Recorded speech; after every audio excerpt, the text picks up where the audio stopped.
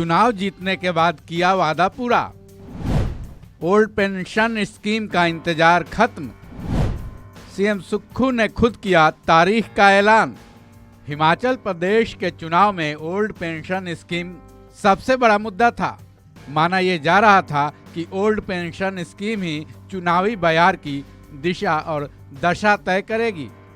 इसी पर राज्य के विधानसभा चुनाव का रिजल्ट तय होने वाला है और हुआ भी ऐसा ही, क्योंकि सालों से यहाँ की जनता इस स्कीम की मांग कर रही थी। कांग्रेस ने जनता की नब्ज पकड़ी। अपनी चुनावी घोषणा में कांग्रेस ने हिमाचल प्रदेश की जनता से वादा किया कि अगर वो सत्ता में आती है तब ओपीएस जरूर लागू करेगी। जनता ने कांग्रेस की इस बात पर पूरा भरोसा किया और सत्ता उसके हाथ में दे दी। सत्ता पर काबिज होने के तुरंत बाद ही कांग्रेस ने अपने वायदे पे खरे उतरने का दावा भी ठोक दिया, क्योंकि हिमाचल प्रदेश के नए सीएम सुखविंदर सिंह सुक्खू ने घोषणा कर दी है कि राज्य में ओपीएस इसी महीने लागू कर दी जाएगी।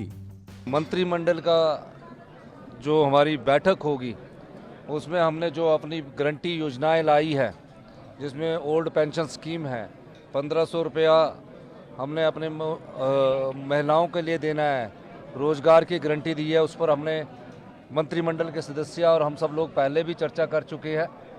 अब तो मंत्री बन गए हैं और पहली ही कैबिनेट में जो हमने कहा है, सरकारी कर्मचारी अधिकारी जिन्होंने विकास की गाथा लिखी है, उन्हें जल्दी ही 1 हफ्ते के भीतर वो सब चीज़ें मिलने जा रही है, वो तोहफा मिलने जा रहा है जो कांग्रेस पार्टी ने हिमाचल की जनता से किया है। सर, जो मंत्रिमंडल बना है युवाओं और एक्सपीरियंस का एक कॉम्बिनेशन है, कितना मतलब? सभी क्षेत्रों को उचित प्रतिनिधित्व दिया गया है। अभी कुछ वैकेंसियां मंत्रिमंडल में खाली है। हमने तो 10 की प्रपोजल दी थी, लेकिन हाईकमांड ने कहा जो हमारे पास स्लिप आई इसमें 7 मंत्रिमंडल है, जल्दी ही इसमें और भी विस्तार किया जाएगा।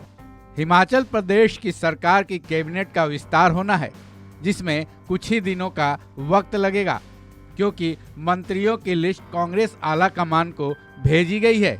उधर से लिस्ट फाइनल होते ही कैबिनेट का गठन हो जाएगा।